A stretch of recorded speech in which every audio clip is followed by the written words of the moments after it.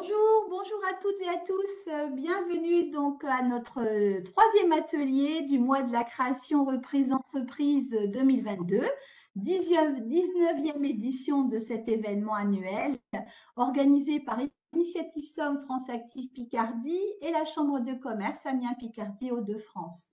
Donc aujourd'hui, un atelier, je dirais, essentiel et primordial, qui va être animé par Monsieur Hervé Damour. Alors, le mois de la création, c'est une dizaine d'ateliers sur les étapes à construire pour élaborer votre projet, donc pour comprendre, pour avoir du sens à ce travail. Donc cet événement a pu donc être mis en place grâce à des financeurs qui nous soutiennent, Caisse d'épargne, Crédit Agricole et l'Ordre des experts comptables. Et nous avons également évidemment le soutien de nos partenaires des territoires, les communautés de communes et d'agglomération, et d'une mutuelle qui s'appelle Aesio, qui également nous a permis d'organiser donc cet événement. Donc aujourd'hui, comme je le disais, un atelier essentiel puisqu'on va parler donc de comment réaliser son étude de marché et savoir identifier son marché.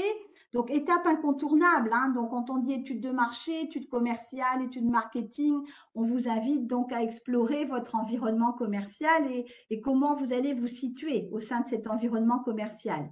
Donc, cette étape est vraiment essentielle pour apporter du qualitatif à votre projet, pour montrer que vous connaissez votre métier et que vous maîtrisez l'activité que vous envisagez. Donc, je passe très vite la parole donc, à Hervé Damour, attaché technique au commerce et à l'hôtellerie à la Chambre de commerce Amiens-Picardie, qui va vous présenter comment réaliser cette étude de marché. N'hésitez pas à noter vos questions, on les reprendra à la fin de l'atelier. Donc, je vous laisse la parole, Hervé, et donc à tout à l'heure pour les questions de mon côté. Alors, Hervé, je ne sais pas si tu as... Voilà, c'est parfait. Oui, Donc, en tu tout cas, m'entends bien?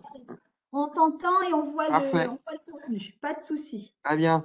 Encore une fois, donc bonjour, bonjour à toutes et à tous.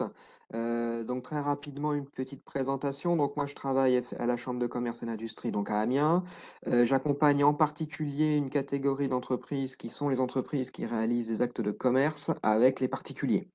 Donc tout ce que l'on appelle généralement entre nous les commerçants et les prestataires de services, tout ce qui est au rez-de-chaussée de nos villes et centres-villes et centres-bourgs en milieu rural. L'ensemble du propos, donc je vais illustrer un certain nombre de notions avec des exemples qui seront largement dans cette catégorie-là. Pour celles et ceux qui seront purement sur le web, ne vous inquiétez pas, les choses que dont je vais vous parler sont également valables, ainsi que pour ceux qui s'orienteraient vers des marchés plus B2B, donc relations entreprise vers entreprise.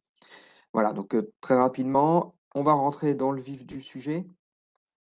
Donc, déjà, première question qu'on peut se poser, puisque l'étude de marché, ça va être des mots que vous allez entendre un peu dans la bouche de beaucoup de vos interlocuteurs. Alors, si vous nous faites le plaisir de nous rejoindre sur des ateliers sur ces sujets-là, eh bien, on vous en dira un peu plus. Mais déjà, on va d'abord nous dire qu'est-ce que c'est que cette étude de marché et pourquoi est-ce qu'on me la demande. Eh bien, tout simplement, on vous la demande parce que vos interlocuteurs et même vous-même, puisque ce que je vais vous dire là vous permet aussi de structurer votre projet et vous permet de répondre à certaines questions que vous vous posez même vous-même. De se dire, mais je vais entrer et je vais me présenter à des clients, mais qui suis-je et où est-ce que je me dirige? Donc pour avoir des éléments sur ce contexte, il faut aller chercher des informations. Donc cette collecte d'informations, évidemment, vous allez la faire au regard de votre projet, votre métier, vos produits, et vous allez aller chercher autour de vous. Donc on vous donne quelques exemples ici, hein. Alors évidemment, on pense tout de suite au web, qui nous semble être une source quasi inépuisable d'informations et de données. Donc on va aller regarder tout ce qu'on peut capter comme information utile, qui me permettent, moi, de mieux connaître l'endroit où je vais exercer ma future activité et d'aller chercher également sur mon marché, donc sur mon métier, alors que ce soit des prestations, que ce soit des produits, les deux, eh bien, comment est-ce que tout ça a évolué et où est-ce que je mets les pieds en fait. Donc sur le web, tout comme, sur les autres sources d'informations qui peuvent être papier, quelques précautions quand même à prendre.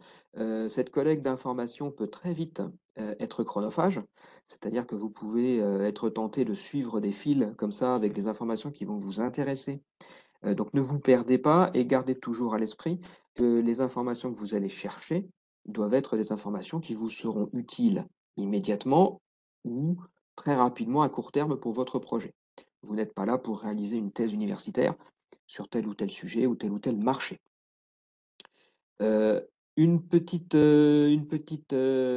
précision également, je vous le disais, le web paraît être la source d'information à privilégier, ce n'est pas toujours le cas.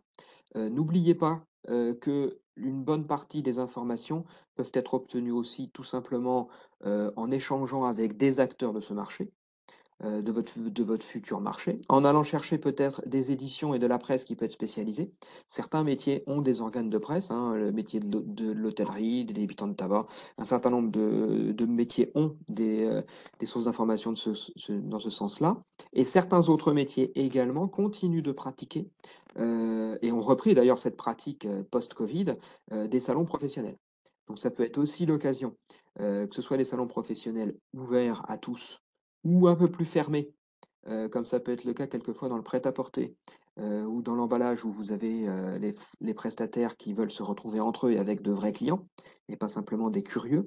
Mais de toute façon, quelles que soient les occasions, l'échange avec d'autres professionnels, peut-être avec des gens qui sont concurrents, mais dans une zone géographique qui est bien lointaine de la vôtre et qui, accepteront de partager avec vous des informations. Donc n'oubliez pas aussi cette capacité qu'on peut avoir à échanger, de façon directe. Quelle que soit, la nature des informations que vous récoltez, je vous conseillerais, de toujours bien penser, à remettre en perspective, ce que vous avez récolté. C'est-à-dire de toujours bien regarder auprès de qui avez-vous récolté ces informations et qui est-il pour vous? Hein, je vous ai cité un exemple là à l'instant, dans un salon professionnel, vous pouvez avoir affaire à quelqu'un qui va être peut-être un concurrent, peut-être dans certains cas de figure, même à des futurs clients potentiels. Chacun, évidemment, a des intentions vis-à-vis de vous et va vous donner sa vérité, et c'est un niveau d'information qu'il va falloir que vous exploitiez de votre côté. Donc essayez au maximum de ne pas vous laisser entraîner aussi par des discours peut-être qui vont un peu dans notre sens ou qui sont un peu trop beaux. Donc voilà, gardez un petit peu de sens critique par rapport à tout ça, et surtout, voilà, n'hésitez pas à regarder partout autour de vous, et à ne pas forcément non plus vous limiter, à ne conserver que les informations qui justement sont positives. On en apprend aussi, et on en apprend quelquefois même beaucoup, sur les informations qui ne vont pas forcément dans notre sens, mais qui nous permettent justement d'éviter certains écueils. Voilà, donc restez ouverts. Et c'est la première étape qu'on va, vous demander, de réaliser déjà pour collecter toute une part d'informations que vous allez retraiter par la suite, et on va voir comment. Alors, l'étude de marché, qu'est-ce que c'est? Bah, c'est un document plus ou moins long qui va décrire un certain nombre de choses, mais cette étude de marché, elle doit avoir un sens. Elle doit vous être utile. Elle va vous être utile encore une fois à vous, d'abord, puisque vous allez la rédiger, la mettre en œuvre, et vous allez vous en servir après pour aller dialoguer avec des interlocuteurs. Alors forcément, on va penser à des interlocuteurs qui dans votre position aujourd'hui de porteur de projet, de créateur d'entreprise, vos premiers interlocuteurs vont souvent être des financeurs. Donc n'oubliez pas que vous allez échanger avec des gens qui ont besoin d'en savoir un peu plus sur ce que vous voulez faire et quels sont exactement les éléments qui constituent votre projet. Donc, l'étape essentielle, c'est d'aller chercher, évidemment, les premiers niveaux d'information sont sur les clients. C'est bien à eux qu'on s'adresse. C'est, qu'on le veuille ou non, le fondement de toute entreprise, c'est de satisfaire des clients. Et par la satisfaction des clients, en contrepartie, eh bien, ils vont vous rémunérer et ils vont vous apporter le chiffre d'affaires dont votre entreprise aura toujours besoin. Euh, Deuxième chose, vous n'êtes pas seul. Évidemment, vous n'arrivez pas sur un terrain complètement vierge et inconnu. Il y a fort à parier que quasiment toujours, il y aura des concurrents. Donc, avoir un regard sur ses concurrents et pouvoir en dire quelque chose, eh bien, ça fait partie des attendus d'une étude de marché. Votre lecteur, votre interlocuteur va pouvoir comme ça savoir un petit peu comment vous regardez votre contexte concurrentiel. Si on s'intéresse aux clients et si on s'intéresse aux concurrents, on va pouvoir déjà commencer à avoir des premiers éléments de réponse sur ce que je veux faire, ce que je veux proposer, mon offre, est-ce qu'elle répond réellement à un besoin? Est-ce qu'elle me semble être aujourd'hui consommée, demandée, réclamée par des consommateurs, par vos clients? Encore une fois, que ce soit des clients dans un acte de commerce à des particuliers ou à des clients professionnels ou même à des clients pour lesquels vous n'aurez manifestement souvent jamais aucun contact direct sur le web.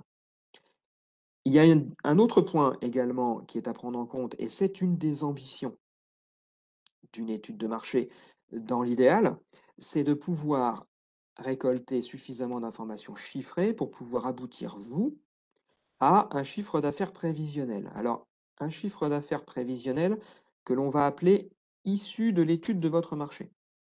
On le verra plus tard dans la présentation, il s'agit d'évaluer quel est le marché qui vous est ouvert et sur lequel vous allez pouvoir prendre des fameuses parts de marché et donc de la clientèle et des actes d'achat. Je l'ai dit, en premier lieu, il apparaît ici évidemment, encore une fois, l'étude de marché, mais l'ensemble de votre plan d'affaires, de votre business plan, a pour but, notamment à l'étape où vous êtes aujourd'hui de création d'entreprise, de convaincre des futurs partenaires financiers. Et vous en verrez, pour certains, quelques-uns, pour d'autres, peut-être un petit peu plus, parce qu'il va falloir aller convaincre des gens, de partager avec vous, le risque financier, que vous puissiez vous lancer et créer votre entreprise.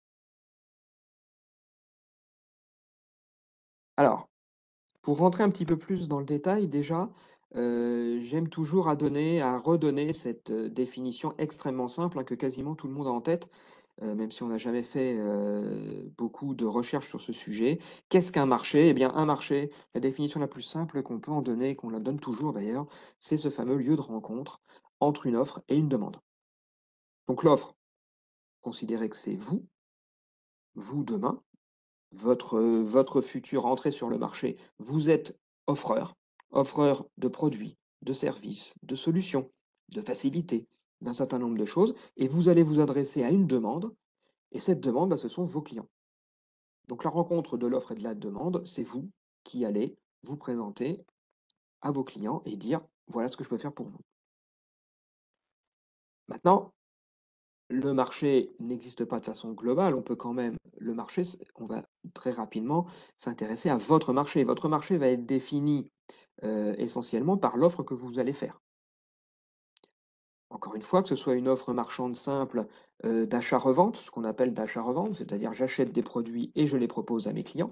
Donc là, on va retrouver les grands secteurs d'activité que l'on connaît tous, hein, notamment, le prêt-à-porter, ce qu'on a appelé l'équipement de la personne, l'équipement de la maison. Je vais vendre des objets de décoration, je vais avoir une boutique, la plupart du temps, qui va être physique et ou sur le web et je vais, proposer, les produits à vendre que j'ai achetés auprès d'autres.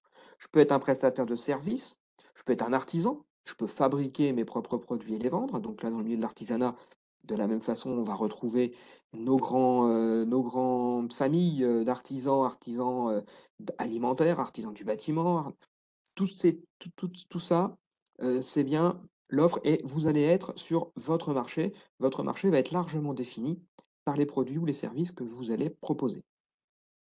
À partir de là, vous allez regarder comme on vous l'a incité à le faire avant. Vous allez commencer à pouvoir trier et prendre toutes les informations que vous avez collectées pour répondre à un certain nombre de questions. Donc sur la concurrence, les acteurs majoritaires, les produits et services déjà existants sur le marché, vous avez dû normalement, par voie de la collecte d'informations, récupérer un certain nombre de choses. N'oubliez pas, quand on regarde et qu'on s'attache à la concurrence, je dis toujours qu'il est prenez votre énergie pour aller chercher ce qui est visible. N'importe quel commerçant, n'importe quel chef d'entreprise doit communiquer avec ses clients. Donc vous aurez toujours accès, à ce qu'il propose, à ses prix, à ses barèmes, à un certain nombre de choses. Donc, ce sont ces informations-là qui sont dans un premier temps intéressantes à collecter. Vous pouvez essayer d'aller chercher un petit peu plus d'informations sur eux, sur ses concurrents, mais ne vous noyez pas et n'allez pas chercher des informations qui sont très difficilement exploitables et qui pourtant la plupart du temps sont priorisées, qui sont, aller chercher le chiffre d'affaires, de mon concurrent. On pourra en reparler si vous le souhaitez. C'est une information qui peut paraître utile, mais qui est très difficile à exploiter pour vous dans le cadre de la réalisation d'une étude de marché. Un point important, et là où je rejoins plutôt la partie client, donc la partie demande. Qu'est-ce que les clients demandent aujourd'hui? Y a-t-il des tendances sur ce que vous allez proposer? Y a-t-il des habitudes? Y a-t-il des choses à savoir, des modifications dans les attentes du client, des innovations dont on sait qu'elles doivent arriver, on ne sait pas exactement encore quand, on ne sait pas exactement sous quelle proportion, mais on voit arriver un certain nombre de choses. Donc il y a des tendances, il y a des qu'il faut aller chercher pour éviter, de faire des impairs et là encore de tomber dans certains écueils. Alors, on a l'habitude de dire quand vous collectez les informations, encore une fois, même si elles ne vont pas dans le sens de ce que vous pensez vous, évitez de les balayer d'un revers de la main en disant: «Ça n'arrivera pas, je n'y crois pas». Heu, Là, on est dans un exercice dans lequel on va vous demander quand même de prendre en considération et d'avoir un avis. Vous avez tout à fait le droit d'avoir un avis et de dire et d'expliquer pourquoi cette tendance ou les éléments que vous avez ne semblent pas être pertinents pour vous, mais vous devez le présenter sous cette forme-là et ne pas les balayer en disant: «Ça n'arrivera pas». Vous allez pouvoir vous poser la question également de savoir les produits et les services que je vais proposer, comment est-ce que je vais comment les clients vont pouvoir, les récupérer? Alors la forme classique de vente, un magasin, une boutique. Le client vient en boutique, prend ce qu'il est venu chercher et repart. Bien entendu, il existe bien d'autres canaux de distribution, et là, on va se rapprocher, des éléments. Il peut y avoir de la livraison. Si je suis dans un marché où je m'adresse à des professionnels, eh bien, la commande qui m'a été faite, je vais aller la livrer à mon client. Donc c'est un canal de distribution. Il peut y avoir évidemment le canal de distribution du web, qui est aujourd'hui, qui reprend les mêmes besoins logistiques. Quand on échange des produits, le produit doit bien parcourir une distance d'un point A à un point B, le point B étant généralement le lieu de résidence de mon client. Donc, il faut que je choisisse ma stratégie, une stratégie, et quels sont les canaux de distribution que je vais utiliser. Tout ça est très dépendant, évidemment, du métier et des produits et des services que vous allez proposer. Ça, tout ça, évidemment, doit être personnalisé. Il est bon également, et la collecte d'informations va vous permettre de savoir quels sont les clients qui vous sont les plus proches. C'est-à-dire quels sont les clients qui doivent, normalement, résonner le plus avec ce que vous allez proposer, qui seraient le plus intéressés. Donner quelques exemples un peu caricaturaux. Je suis une société qui propose des systèmes anti-intrusion d'alarme. Il y a fort à parier que mes clients vont être plus sensibles à mon offre produit si je suis dans une zone résidentielle pavillonnaire et encore plus si je suis isolé, plutôt que si j'habite dans un habitat qu'on appelle de grand ensemble, les grands bâtiments, que je suis locataire dans une société HLM. Certes, je peux avoir besoin de ce produit, mais on imagine tout de suite, en présentant les choses de cette façon-là, qu'il y a des clients qui vont tout de suite comprendre quel va être l'intérêt et le bénéfice pour eux de se pencher sur mon produit, alors que d'autres, il va certainement falloir déployer beaucoup plus d'arguments et les approcher d'une façon différente et donc consommer de l'énergie, de la communication pour aller convaincre des clients dont on sait déjà que le bénéfice n'est pas évident. Donc, on va toujours chercher à se simplifier la vie et aller voir les clients et chercher les clients qui nous sont les plus proches. Et puis, bah, quand ces clients-là, on peut géographiquement les percevoir, on va utiliser la notion de zone de chalandise dont je vous dirai un mot tout à l'heure, c'est-à-dire qu'on peut là travailler sur la question géographique. La grande question du marché, hein, qu'on vous a cité là en fin de cette slide, à laquelle je dois répondre, c'est si j'entre sur un marché, j'ai de toute façon, la question qui me vient en tête: quelle est la place que je vais prendre sur ce marché? Donc on peut citer un autre exemple, par exemple, pour illustrer ça. Je suis dans le domaine culturel, je vais vendre des œuvres audio. Bon, je vends des vinyles. Et bien, la place que je vais prendre sur le grand marché des biens culturels va être une place qu'on va appeler plutôt de niche, c'est-à-dire que je vais m'adresser à des clients qui sont consommateurs et attirés par ce support en particulier. Donc, je vais apparaître comme un spécialiste de ces supports-là. Donc ça, ce genre de... Bon, là, c'est un exemple évidemment qui est un petit peu général, mais vous allez pouvoir normalement pouvoir répondre à cette question. La place que je vais prendre sur le marché, c'est quelle position je vais avoir. Alors, on va revenir à la définition première. On va regarder de votre côté l'offre. Donc, on va resynthétiser les informations au regard de votre vue à vous, de l'offre, et on va regarder plus tard la demande. Donc, l'offre, quand on regarde l'offre, il y a la vôtre et bien entendu celle des autres. Donc, c'est là qu'on va répondre à la question de qui sont mes concurrents. Est-ce que je suis sur un marché ouvert, fermé? Est-ce que j'ai beaucoup de concurrents dispersés? Est-ce que j'ai des concurrents qui sont leaders, qui sont marquants sur mon secteur? Et à ce moment-là, bah, l'idée n'est absolument pas de venir concurrencer quelqu'un de beaucoup plus gros que moi nécessairement, mais je vais adopter une stratégie, peut-être plus de complémentarité, où je vais essayer de me détacher. Je vais regarder ces concurrents et aller chercher, comme je vous ai dit tout à l'heure, toutes les informations qui me sont utiles et qui me sont accessibles. Quand vous êtes par exemple sur un marché, parce que c'est un marché qui est très dynamique et on le voit hein, de toute façon aujourd'hui, et ce sera encore présent demain, de la restauration, et notamment de la restauration rapide. Donc c'est un sujet dont tout le monde peut avoir un avis et voit un peu ce qui se passe autour de lui. Eh bien, si j'entre dans un centre-ville et que je me dis je vais louer un local commercial pour moi aussi, proposer des produits de restauration rapide, alors peu importe hein, lesquels, du sandwich au kebab, au burger, au mix de tout ça, au tacos, à tout ce qui peut se passer aujourd'hui. En tout cas, je vais aller me présenter. Bah, la moindre des choses, si je veux convaincre un banquier de me prêter de l'argent pour faire ce projet-là, c'est au moins de lui dire ce que j'ai pu voir de ce qui était existant. Donc j'ai toute possibilité de pouvoir aller regarder ce que font les autres, et je vais avoir, et c'est votre rôle là, à l'étape où vous êtes, de synthétiser toutes ces informations-là et de me les présenter à moi de telle façon à ce que je comprenne où vous allez aller. Donc vous voyez bien que cette information va tout autant vous servir à vous. Parce que là, vous allez être dans la précision, donc vous allez non plus fonctionner comme un client lambda qui parcourt une ville et qui se dit, tiens, j'ai l'impression qu'il y a beaucoup ou peu d'offres. Là, je vais aller regarder véritablement ce qui se passe dans le détail.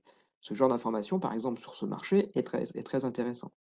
Et vous allez pouvoir récolter également tout l'échantillon des prix qui sont pratiqués par vos concurrents. Donc toutes ces informations-là, sont importantes pour vous, sont intéressantes, donc on vous demande de les collecter et de les retravailler, de les retraiter pour me les présenter moi d'une façon qui me soit lisible. Je ne vais pas parcourir 5 pages à 4 entières avec le relevé de tout ça. Donc on va vous demander de synthétiser ça. Évidemment, cette demande qu'on vous fait de synthétiser, on ne vous laisse pas seul face à ça et on peut vous aider à le faire.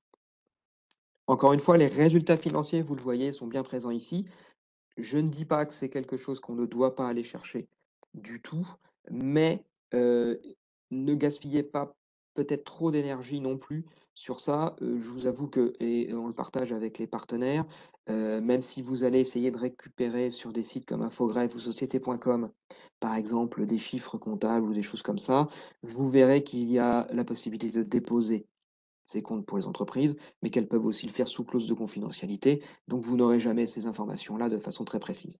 Et quand bien même vous les auriez, je vous inviterai très fortement avec nous, avec un comptable ou avec un professionnel du chiffre, de bien les travailler pour pouvoir en retirer des informations utiles. Ça n'est pas si simple que ça y paraît. Donc moi, je vous conseille plutôt d'axer le maximum d'énergie sur les caractéristiques de ce que proposent les autres. Hein. Non pas, pour vous, vous dire: «Je veux faire comme eux» mais simplement pour avoir, vous, un maximum d'informations parce que demain, si votre boutique, elle ouvre, les clients vont venir chez vous. Mais les clients, il faut bien se dire qu'aujourd'hui, ils ne vous connaissent pas. Ils ont justement, eux, en tête, tout ce que font vos concurrents.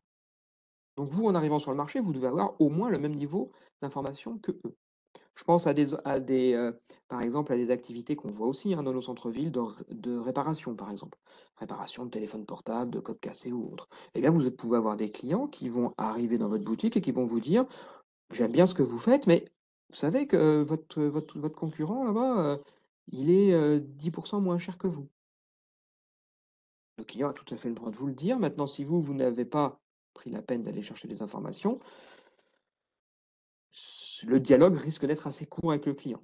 Par contre, si vous savez où vous êtes et autres, vous allez immédiatement pouvoir répondre au client que oui, peut-être, vous êtes 10 plus cher, mais que ça correspond à un service supplémentaire.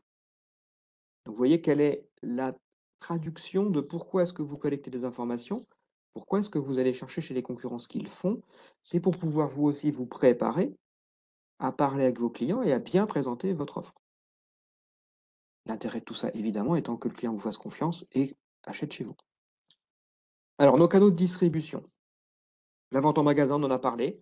On peut également utiliser, dans certains cas, la vente à domicile, hein. C'est très pratiqué, dans certains secteurs d'activité. Donc là, à ce moment-là, vous allez organiser au domicile. Alors généralement, on appelle ça aussi la vente en réunion, hein. Donc ça veut dire que vous allez avoir une cliente potentielle ou une personne, en tout cas, qui va accepter de vous recevoir et qui va inviter avec elle, un certain nombre, de ses amis ou autres, et vous voyez bien derrière que l'idée, c'est bien entendu d'avoir une sorte de parrain, de parrainage et qui va amener à vous. Donc, dans les métiers, de l'esthétique, dans les métiers du bijou, dans les métiers de la parfumerie, dans les métiers, également de la lingerie, eh bien, vous avez, des enseignes, hein, des acteurs qui pratiquent cette vente à domicile.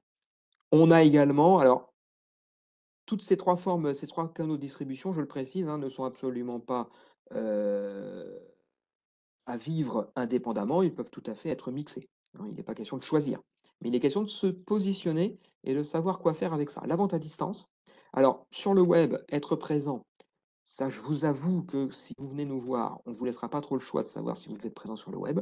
On vous dira que vous devez l'être. Par contre, la vraie question qui peut se poser, c'est: «Est-ce que je vais être marchand?» Est-ce que je veux vendre? Est-ce que j'ai besoin de vendre sur le web? Et là, à ce moment-là, ça rentre complètement dans votre étude de marché, parce qu'il va falloir étudier et regarder comment est-ce que je vais m'y prendre et comment je vais organiser les choses pour que le client, toute la relation que je ne peux pas avoir en face à face, en direct, je vais l'avoir par le truchement de mon site web. Donc, ça se prépare. C'est quelque chose à ne pas négliger. Alors, vous avez les sites marchands, ça peut être le vôtre en propre. Vous pouvez aussi exister sur le site de ce qu'on va appeler les grands marchands. Donc sur les places, vous allez prendre une place de marché.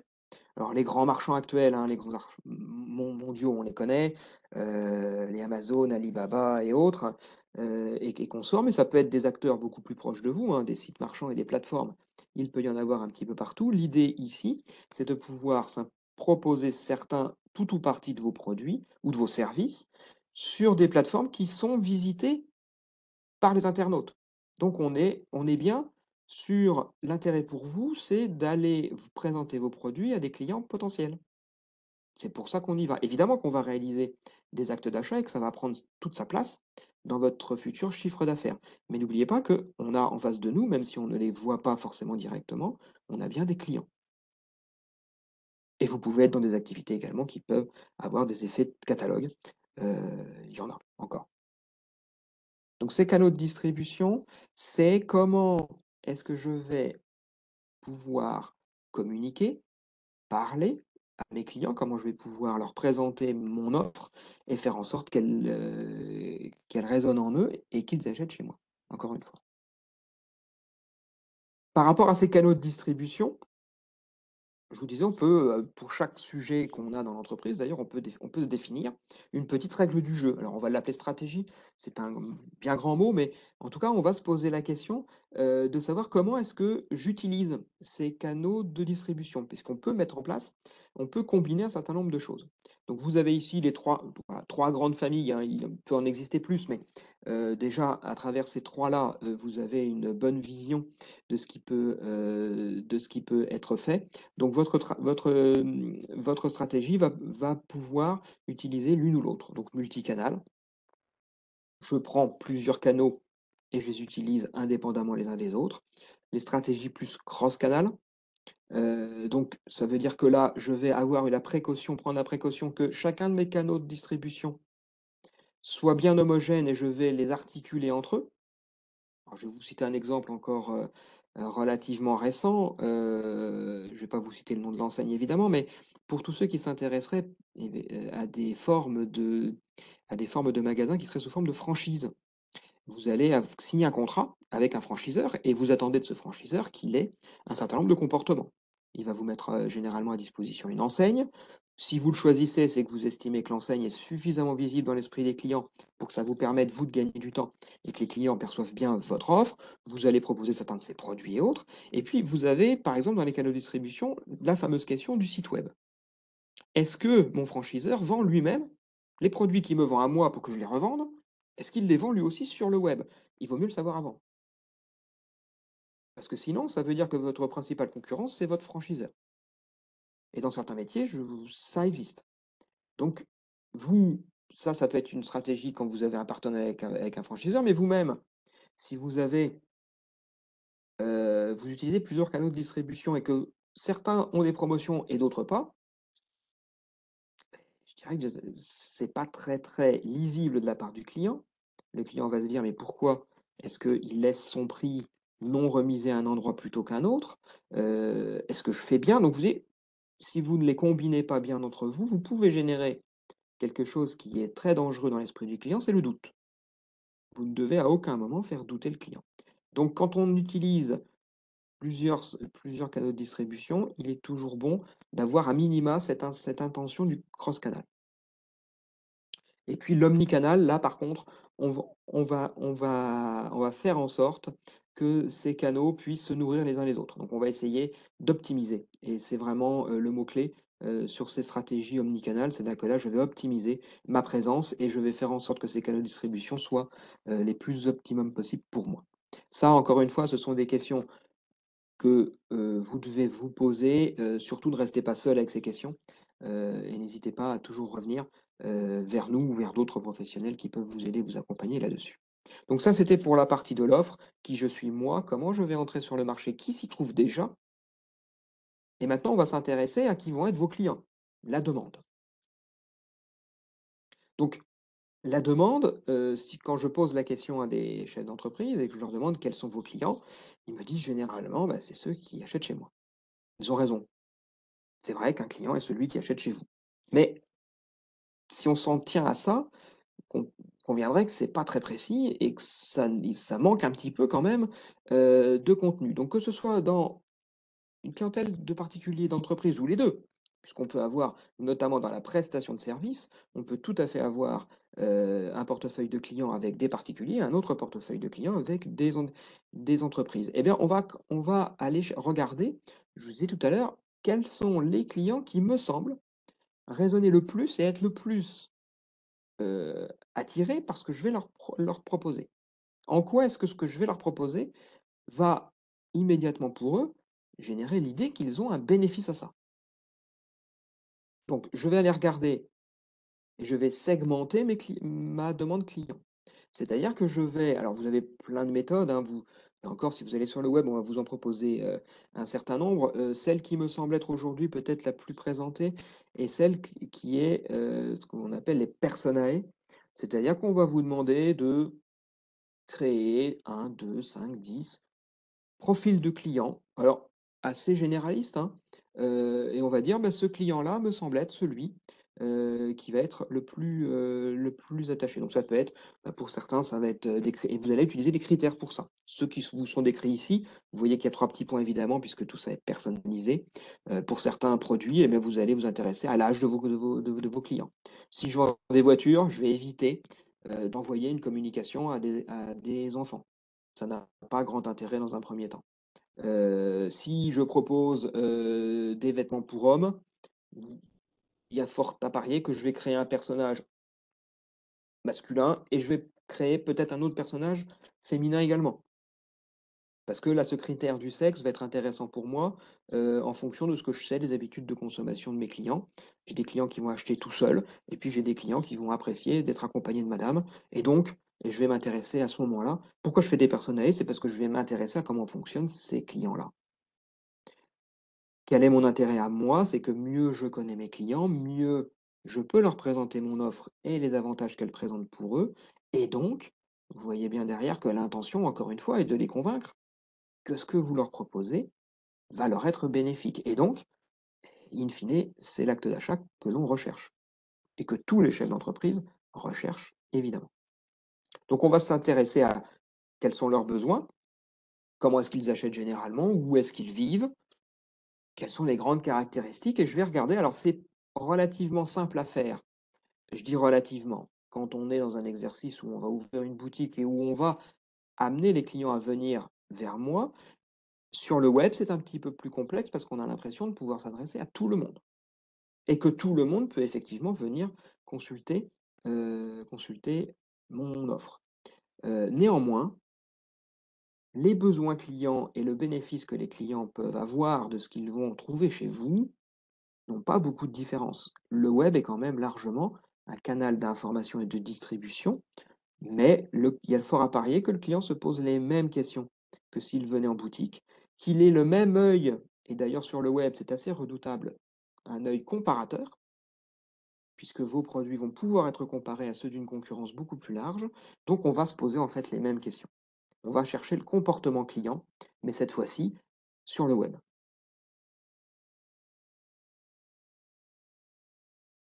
Alors, je vous disais, vous pouvez avoir une partie de clientèle, peut-être même la totalité de votre clientèle, qui va pouvoir être géographiquement, heu, zonée. C'est-à-dire que vous allez pouvoir dire: «Eh beh, voilà, je sais que mes clients sont là, à un moment donné, que je vais pouvoir les capter». Alors, vous avez 2 possibilités de pouvoir, travailler cette zone de chalandise. La version la plus ancienne, est ce qu'on appelait à une époque, tracer un cercle au compas, hein. C'est-à-dire que je vais prendre, une distance et puis je vais dire: «Eh bien, cette distance, à 10 kilomètres de moi, à 20 kilomètres, à 30 kilomètres, voilà qui sont les clients qui sont, domiciliés ici». Aujourd'hui, on utilise plutôt une autre notion qui est celle du temps. Tout simplement parce qu'on considère que c'est plus pertinent aujourd'hui et que l'effort est ressenti par un client de façon plus prégnante avec le temps qu'avec la distance. Heu, je suis à 5 minutes, il me faut 5 minutes, il me faut 10 minutes pour aller à tel endroit ou à tel autre. Et vous voyez bien tout de suite quand on dit ça, qu'il y a une foultitude d'informations qu'il va falloir aller regarder en fonction de l'endroit où mon magasin ou mon étude ou, mon bureau va être. Il va y avoir des endroits qui vont paraître plus faciles que d'autres. Il ne vous aura pas échappé également que, on va forcément aussi se reposer pour les métiers plus commerciaux, la question du: «Je suis dans la ville ou légèrement à l'extérieur de la ville ou dans une zone d'activité commerciale ou voilà, dans un endroit où». Donc on va travailler cette zone de chalandise et on va aller regarder qui habite dans cet endroit-là. Ça, c'est une première question. Pour répondre à cette question, on a un partenaire qui est assez intéressant, que vous connaissez, qui s'appelle l'INSEE évidemment, et qui nous donne des informations sur justement, qui habite à tel endroit. On va évidemment, regarder, différentes zones et on va aller chercher les informations qui nous sont disponibles ici. Et puis il y a une deuxième question qui va se poser pour beaucoup d'entre vous, qui est un peu notre quotidien quand on est, dans des centres-villes ou dans des zones d'activité commerciale, c'est on est avec une clientèle qui peut fréquenter la zone là où vous êtes, mais qui peut ne pas y habiter. Alors je vais vous prendre un exemple très simple que tout le monde va percevoir immédiatement. Je reviens dans l'univers de la restauration, qu'elle soit rapide ou non. Si je considère que mes clients sont les habitants de la ville dans laquelle je me trouve, il y a de très fortes chances que je ne vois qu'une toute petite partie des clients potentiels. Parce que dans mes clients potentiels, il va y avoir ceux qui sont salariés dans la zone. Mais le fait qu'ils soient salariés, l'INSEE ne les voit pas. L'INSEE ne peut pas vous dire telle personne habite à un endroit et va travailler à un autre. Ce niveau d'information ne peut pas être donné. Par contre, on sait que ce client, il est là. Il travaille, il passe l'essentiel de sa journée, pour ceux qui sont salariés, vous voyez de quoi je parle, sur un endroit donné. Et ben quand je suis restaurateur, évidemment, je me base sur un marché ou une partie du marché qui va être de me convaincre que pour déjeuner ce midi, il vaut mieux que j'aille chez l'un plutôt que chez l'autre. Je ne vais pas m'adresser aux habitants, je vais m'adresser à ceux qui sont présents sur la zone. Donc vous voyez que aller regarder les habitants à travers l'INSEE, c'est essentiel. Pour certaines activités, c'est primordial, pour d'autres, un petit peu moins. Mais on va aussi s'intéresser à ceux qui fréquentent la zone. Et quand on parle de fréquentation de zone, on va donc essayer d'aller chercher et de voir un petit peu et de sentir si l'endroit dans lequel je suis est fréquenté plus ou moins. Cette mesure de la fréquence sur le web, c'est quoi? Elle est mesurée également, c'est les gens qui arrivent sur votre site. Alors, combien de temps y reste-t-il? On a des statistiques là-dessus. Est-ce qu'ils sont restés uniquement sur la page d'accueil et sont partis? Est-ce qu'ils ont cliqué? Est-ce qu'ils sont restés plus ou moins longtemps? Cette fréquence, on va essayer de la regarder à travers ces critères-là. Alors, un exemple de ce que peut représenter une zone euh, à travers la distance. Donc, le temps qui est nécessaire pour relier mon magasin, l'endroit où je suis moi. Alors encore une fois, je cite un magasin, mais ça peut être mon bureau d'études, ça peut être le bureau dans lequel je suis, je reçois mes clients, ça peut être mon étude si je suis en profession libérale, ça peut être peu importe l'activité, mais je vais regarder. Et vous voyez que la forme que prend cette zone, en fait, elle a des excroissances comme ça qui poussent à certains endroits. Bah, tout simplement, c'est évidemment la qualité du réseau routier puisque le temps va être plus rapide pour parcourir la même distance sur une route à 110 plutôt que sur une route à 50 km/h. Donc vous avez une tâche comme ça euh, qui va s'étendre. Et c'est cette zone-là, par exemple, si on prend cet exemple-là, je vais considérer que dans cette zone-là, tous ceux qui sont dans cette zone doivent et peuvent avoir connaissance de mon offre et peuvent venir me rejoindre facilement. On est sur une zone relativement courte. Alors là, c'est la ville d'Amiens. Pour ceux, cette façon de faire est valable pour n'importe quelle zone, hein, évidemment. Il n'y a pas besoin d'être sur Amiens pour avoir ça. Ça peut être sur n'importe quel centre-bourg, Péronne, Albert, Ham, Corbie, Doulan, pour rester dans le département de la Somme. Donc on va regarder qu'est-ce qui se passe dans cette zone, puisqu'on considère que cette zone est là où potentiellement j'ai le maximum de mes clients. Et puis, on va avoir cet œil géographique, géolocalisé. On peut le faire en infra, alors je suis désolé, je m'excuse d'avance pour la qualité, de l'image puisque là, elle paraît un petit peu moins construite. Là, en fait, hein, ce sont des cartes cadastrales que l'on reprend. On peut également faire ce qu'on appelle en infra, c'est-à-dire à l'intérieur d'une ville. Alors là, pour le coup, je prends l'exemple d'Amiens puisqu'on a une structuration de ville qui est un peu plus importante en kilomètres carrés que d'autres, mais on peut tout à fait raisonner aussi en zone et aussi à travers des quartiers, hein, comme c'était le cas ici, pour une étude que vous aurez peut-être du mal un petit peu à percevoir, mais vous voyez le cadre bleu, j'ai gommé évidemment le nom de l'enseigne. C'était une question qui était posée de savoir est-ce que je dois mettre un magasin alimentaire à cet endroit-là. Donc, magasin alimentaire en plein centre-ville, cette fois-ci, je vais considérer que le temps que parcourt mon client est plutôt un temps piéton, ce qui fait que la zone est forcément plus restreinte. Je garde toujours en tête que si je fais cette analyse-là, c'est pour mieux connaître mon client, c'est vrai, mais en fonction de vos métiers et de ce que l'on peut en savoir, on va pouvoir regarder et avoir plus d'informations que d'autres. Pour tout le monde, si vous regardez, et ce sont quelques conseils, hein, si vous allez sur le site de l'INSEE, que vous allez regarder une zone, vous devez qualifier uniquement ce que l'INSEE appelle les ménages. Le ménage, c'est une unité que nous, on va appeler unité de consommation. Donc, ça veut dire que derrière, il y a un foyer fiscal. Il y a un client potentiel, un ou plusieurs d'ailleurs. Mais vous voyez que le ménage peut être composé, et c'est le petit tableau qu'on vous donne comme illustration à droite. Un ménage peut être un ménage composé d'une personne seule.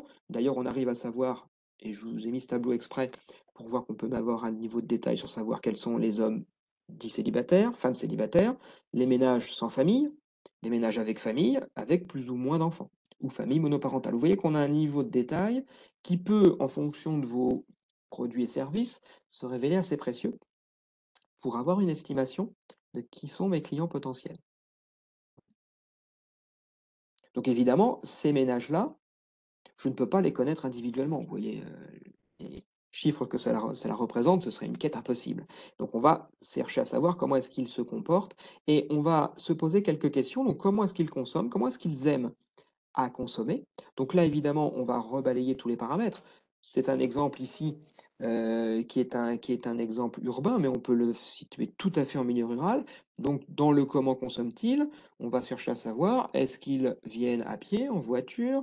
Est-ce qu'ils y viennent fréquemment? Est-ce que ça leur pose un effort de venir? Et puis quels arbitrages font-ils sur le produit ou les services que je fais? Est-ce qu'ils font un arbitrage par le prix, par la qualité? Alors tous ces critères-là ne sont cumulatifs, hein, ne sont pas exclusifs. Heu, Par la proximité, par le niveau de service que je vais pouvoir avoir? Est-ce que j'arbitre aussi par la rassurance d'avoir un service après-vente à disposition à côté de moi? Est-ce que je vais arbitrer, et peut-être de plus en plus demain, sur la capacité à réparer l'appareil que j'achète chez vous? Est-ce que vous allez me faciliter la vie pour aller réparer mon appareil si dans quelque temps j'ai un problème?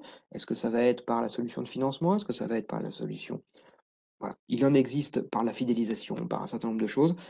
En fait, quelles sont les grandes règles du jeu que les clients aiment à avoir? Et donc, ça va renforcer ma connaissance que je vais avoir de ma clientèle. Mais là, à cette étape-là, j'ai une donnée particulière que je n'avais pas au début, c'est que je vais réussir quand même à chiffrer. Je vais avoir une estimation de volume. Et ça c'est important.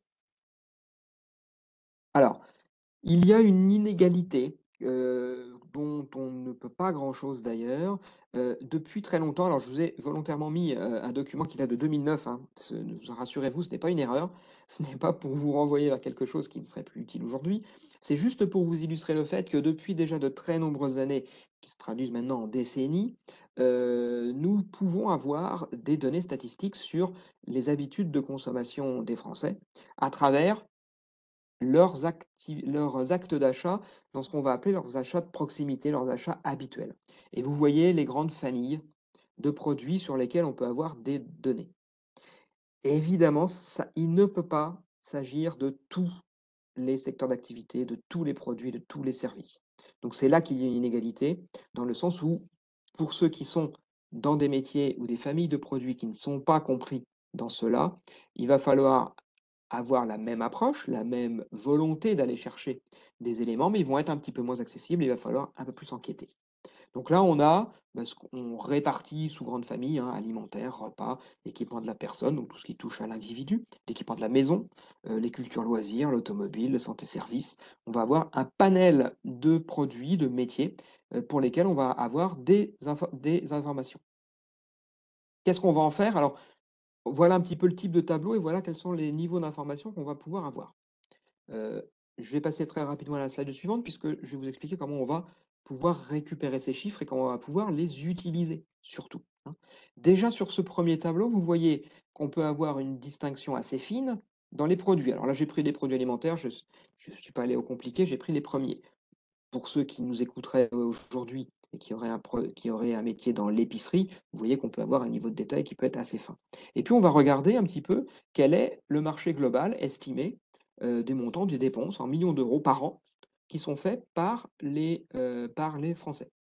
Là, ça vous indique le volume de consommation. On va récupérer la dépense par ménage. Encore une fois, on reste sur le ménage. L'individu, on le laisse de côté. Donc là, on a quelque chose d'un petit peu plus fin et c'est ce chiffre-là dont on va se servir. Et puis on a quelques données qui nous montrent des évolutions, le contexte actuel. Volontairement, j'ai pris des chiffres de 2009 parce qu'ils ne sont plus actuels. Mais aujourd'hui, et on en discute souvent avec nos partenaires, tout le monde perçoit que notre environnement commercial, marchand, économique, subit quand même un certain nombre de bouleversements. Donc ces évolutions, charge à vous, puisque vous allez être nouvel entrant sur le marché, de vous y intéresser. L'évolution de certains marchés peut être décrite par la presse. Encore aujourd'hui, pour ceux qui ont vu le courrier Picard, il y avait un article sur la tendance baissière du marché du bio.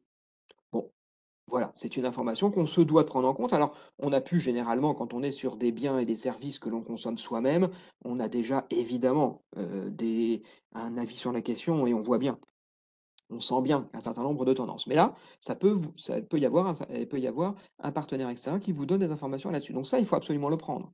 Puisqu'évidemment, si vous présentez aujourd'hui un plan d'affaires, un business plan à un banquier en disant: «Le marché du bio est florissant avec des progressions à 2 chiffres», il y a de fortes chances que vous quittiez le bureau relativement rapidement puisque le banquier considérera que vous ne vous êtes pas du tout intéressé à votre marché. Ce que je vous ai présenté précédemment sur la slide précédente étaient des chiffres de consommation moyenne, puisqu'on va fonctionner en indice. C'est-à-dire que le chiffre de consommation des ménages, c'est ce qu'on va appeler la base, on va l'utiliser un indice qui s'appelle la base 100. C'est-à-dire que si mon français moyen, qui tout le monde sait évidemment qu'il n'existe pas réellement, ce français moyen consomme, que tout le monde consomme de la même façon, eh bien on aboutira à une dépense des ménages de un certain nombre d'euros par an. Mais comme ce français moyen n'existe pas et qu'on a souvent le besoin, voire quasi systématiquement, le besoin de revenir vers là où on est. Alors nous, ça va être le département de la Somme, ça va être Amiens, ça va être les Hauts-de-France. Chacun le fera, on va chercher à savoir si, dans ma zone à moi, est-ce que le comportement d'achat des clients est le même que celui de mon français moyen? Et c'est là qu'on va se servir de notre indice. Tous les points d'indice qui sont au-dessus du 100 montrent que les clients à cet endroit-là ont tendance à consommer un peu plus que mon français moyen, et tous les points qui sont en dessous de cette base 100 montrent l'inverse, que les clients acceptent de consacrer une part plus faible de leur budget pour acheter tel ou tel produit ou tel service. Du coup, le marché dit théorique exprime bien un potentiel de consommation. Alors dans le langage courant, dans le langage commun, c'est ce qu'on appelle simplement le gâteau. Est-ce que je suis sur un gros gâteau ou un petit gâteau? Voilà, souvent, c'est comme ça qu'on résume les choses, hein. Alors vous allez pas prendre ce vocabulaire-là, je vous invite à pas trop le prendre, hein. Vous pouvez le dire à l'oral, mais à l'écrit, ne le faites pas. Donc on va parler de marché théorique, c'est-à-dire qu'est-ce que le grand marché, c'est-à-dire tous les actes de consommation cumulés, qu'est-ce que ça quelle est la richesse que je peux retirer de ce marché-là? Et puis, bah, la question que et tout ce pourquoi vous travaillez sur votre étude de marché, ça va être pour aller sur une autre notion qui est le marché potentiel, c'est-à-dire votre marché à vous, celui que vous pouvez capter, celui sur lequel vous allez récupérer des parts de ce marché, hein. La notion de part de marché, ce sont des actes d'achat que vous allez récupérer à vous, parce que vous avez travaillé votre positionnement de l'offre, parce que vous avez séduit et convaincu les clients que votre offre est la bonne, et à ce moment-là, ils vont acheter et consommer chez vous. Donc vous allez prendre sur votre marché un certain nombre d'actes d'achat et de consommation qui sont exprimés par la part de marché. C'est votre captation à vous. Et donc ça, vous imaginez bien que à la fin de votre étude de marché, quand votre interlocuteur qui aura parcouru, lu ou à qui vous aurez exprimé, votre étude de marché, bah, on est là dans le cœur de normalement ce qui doit être votre dialogue avec lui. Et vous allez lui montrer, parce que vous avez étudié ce fameux marché, que vous avez un certain nombre d'idées précises, que vous gardez votre capacité d'adaptation et que bien évidemment ce que vous dites, c'est une prévision, mais elle va être beaucoup plus étayée, beaucoup plus solide aux yeux et aux oreilles de votre interlocuteur que si vous arrivez devant lui en disant: «Je sais que ça marche, je crois que ça marche, donc j'y vais». Et que si on en reste là, il y a peu de chances que vous puissiez, aller convaincre quelqu'un, quand bien même vous parleriez très, très bien et vous auriez une très bonne approche et un très bon abord sur votre marché. Donc comment est-ce qu'on va se servir de ces chiffres-là? On va reprendre pour ceux qui le peuvent et pour les autres, j'en suis désolé, on va utiliser et on va encore une fois chercher à garder la méthode, mais on aura moins de facilité à la faire. Là, c'est un autre exemple qui était sur, un commerçant qui voulait aller sur le marché des jeux et jouets. Marché compliqué d'ailleurs. Donc on va récupérer on a notre zone avec là nos quartiers, on a le nombre de ménages qui les composent, on a le chiffre de ce qu'on appelle la dépense commercialisable, donc les euros que on sait les clients acceptent de verser chaque année pour acheter des produits en jeux, jouets et consoles. Comme il n'y avait pas la notion de jeu vidéo et qu'on n'était que sur le jeu et le jouet, eh bien, on a enlevé la partie d'actes de consommation qui correspondait aux consoles. Et là, ce français moyen qui, vraisemblablement, doit consommer 135 € par an pour acheter des biens de ce type-là, eh bien, on va regarder un petit peu sur nos zones, on va appliquer notre IDC, on va s'apercevoir, par exemple, qu'à Lompré, eh bien, on est à 24 points de consommation au-dessus de mon français moyen. Donc mon marché théorique va être amélioré par ce niveau-là. Et on va comme ça lister un certain nombre de zones et on va avoir que certains ménages dans certaines zones vont avoir tendance à consommer un peu plus. C'est bien là. Avant-dernière, donc on a bien notre marché théorique, le fameux gâteau. Ces actes d'achat, si j'en crois les chiffres et j'ai pas de raison d'en douter, sont consommés. Aujourd'hui, ils ne sont pas consommés avec vous puisque vous n'existez pas sur le marché. Donc c'est vos concurrents qui les prennent. Les concurrents physiques sur le web, à travers tous les canaux de distribution que nous avons vus. Ou demain, le résultat de notre étude de marché, c'est de dire mais combien, moi, je me donne comme objectif de capter les actes d'achat de cette clientèle-là. 1, 2, 3, 4, 5%. Alors, soyez réaliste, évidemment.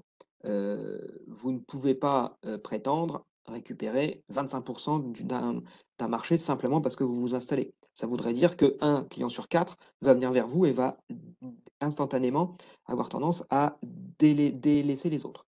Ça n'est pas très réaliste et l'intérêt de fonctionner avec d'ailleurs ces pourcentages de captation, c'est que vous pouvez les utiliser de façon, je dirais, directe en disant: «Voilà mon objectif», mais vous pouvez aussi vous fixer tout autant de bornes que vous voulez en disant: «Bah, si j'en capte 1 voilà ce que ça représente, 2 3 4 ». Ça vous éclaire aussi sur le niveau de performance commerciale que vous allez devoir atteindre pour pouvoir parce que votre marché potentiel et votre futur chiffre d'affaires, ça va être celui-là. Donc évidemment, votre chiffre d'affaires sera, la conséquence du nombre de clients que vous aurez réussi à attirer. Mais là, on va se forcer à cet exercice qui est d'essayer de prévoir. Donc voilà comment on s'y prend pour calculer un chiffre d'affaires issu de l'étude de mon marché. Donc à la chambre de commerce, pour ceux qui ont des métiers, des activités qui dépendent, qui auront besoin d'une immatriculation au registre du commerce et des sociétés, sachez que nous sommes aujourd'hui, fusionnés à l'échelle régionale.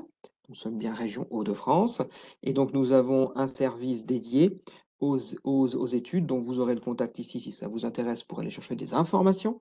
Vous aurez aussi des informations sur notre site web puisque nous avons cette pratique de l'étude de marché, quelque chose que nous réalisons aussi avec vous et pour vous.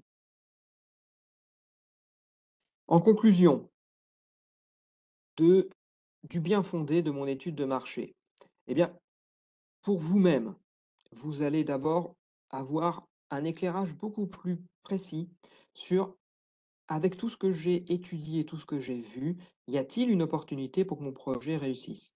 Est-ce que le challenge que je me fixe me semble atteignable dans des conditions, acceptables? Ou est-ce que le challenge est tellement élevé qu'il faut que je revoie peut-être certains éléments de mon projet pour le rendre beaucoup plus réalisable?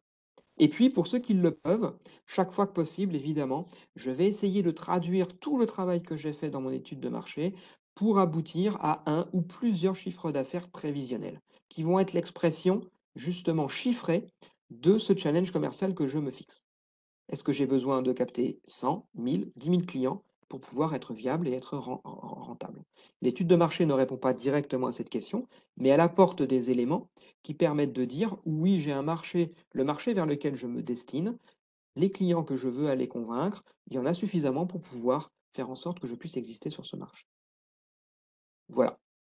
La fin de ce que j'avais à vous transmettre comme information et notion sur cette étude de marché.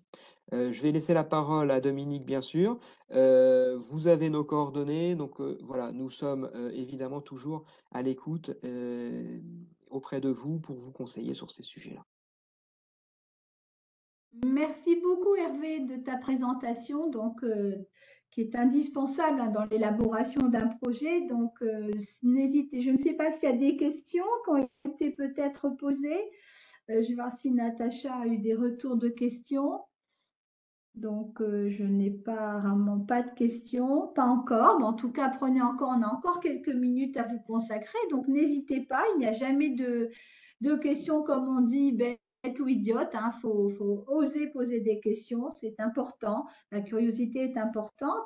Donc, en tout cas, c'est vraiment une phase essentielle à votre projet, comme l'a très bien dit Hervé, quand vous allez présenter votre projet, c'est des éléments qui doivent être présentés les décideurs, enfin je veux dire les partenaires financiers sont très friands hein, de connaître, donc de valider si vous maîtrisez votre activité. Alors effectivement, vu le contexte, on vous invite plutôt à avoir des prévisions, comme tu l'as bien exprimé, prudentes hein, et réalistes, et plutôt d'avoir de bonnes surprises dans le temps.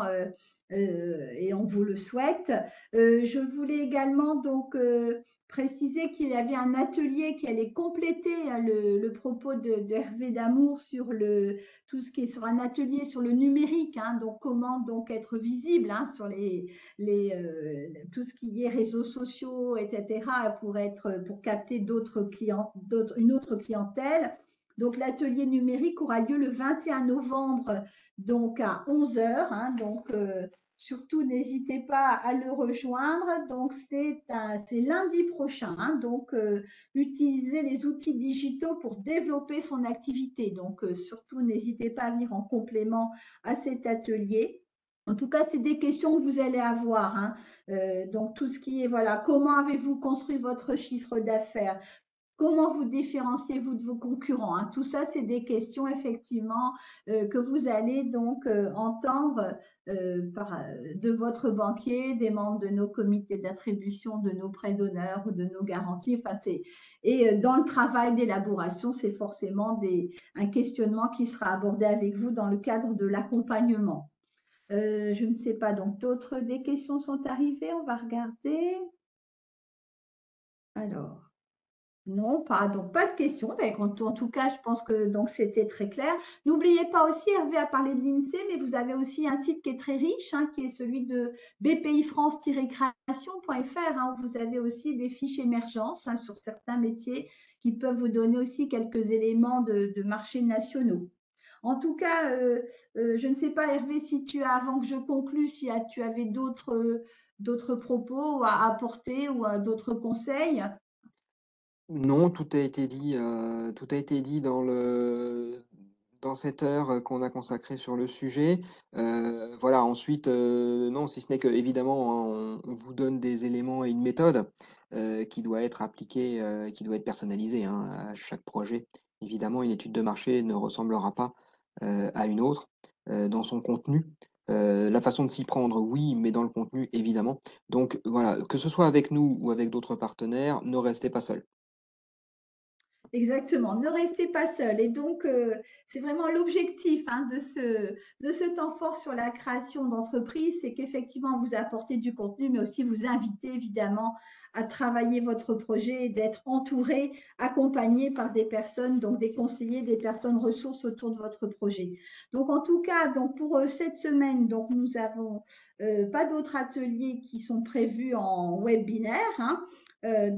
Par contre, il y a quelques ateliers en présentiel pour les personnes qui seront sur des territoires ruraux. Donc, je vais vous présenter donc pour la semaine prochaine le programme pour ceux qui veulent nous rejoindre. Donc, en tout cas, toute personne qui a un projet, toute personne qui s'intéresse à la création ou la reprise d'entreprise.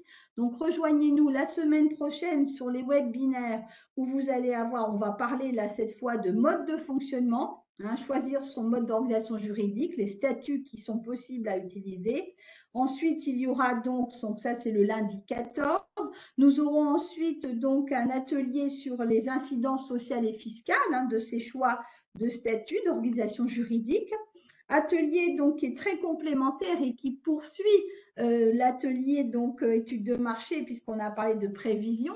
C'est l'atelier sur élaborer son prévisionnel d'activité qui finalement, je dirais, poursuit hein, cette réflexion puisqu'on aura, grâce à l'étude de marché, élaboré au moins des hypothèses de chiffre d'affaires. Et là, ensuite, on va aborder les aspects outils de gestion et méthodes pour construire hein, ces prévisions financières de façon affinée. L'atelier, donc comme je vous l'ai précisé sur les outils digitaux, donc lundi 21, donc ça sera la semaine suivante et on terminera donc la dernière semaine du mois sur des aspects financiers hein, qui sont quand même le nerf de la guerre, trouver des financements et un focus sur la reprise. Sur les ateliers en présentiel, donc vous avez la semaine prochaine donc la communauté de communes Somme Sud-Ouest sur Poix-de-Picardie qui vous invite à venir découvrir donc les opportunités qu'apporte son territoire. Donc ça sera le mercredi 16 novembre à 10h. Sur Amiens Métropole, donc notre partenaire comité d'agglomération Amiens Métropole propose un atelier en présentiel sur les projets innovants. Quelles solutions d'accompagnement qui aura lieu au Quai de l'Innovation, donc mercredi 16 à 14h30. Donc pour tout ce qui touche à l'innovation, donc aux startups, n'hésitez pas à nous rejoindre en présentiel. Vous aurez les partenaires de l'innovation qui seront présents. Hein. BPI, Hauts-de-France Innovation, le cluster, Amiens Cluster, nos collègues d'Amiens Métropole. Jeudi prochain, comité de communes de l'Est de la Somme sur Nesle. Donc, il y aura également des témoignages de chefs d'entreprise. Donc, c'est toujours intéressant d'échanger sur cette vie hein, d'entrepreneur, avoir des conseils, des exemples de vie. Hein. Et jeudi 17 novembre, nous aurons donc une rencontre avec les partenaires bancaires sur Corbie, jeudi 17 novembre à 9h30, communauté de communes du Val-de-Somme.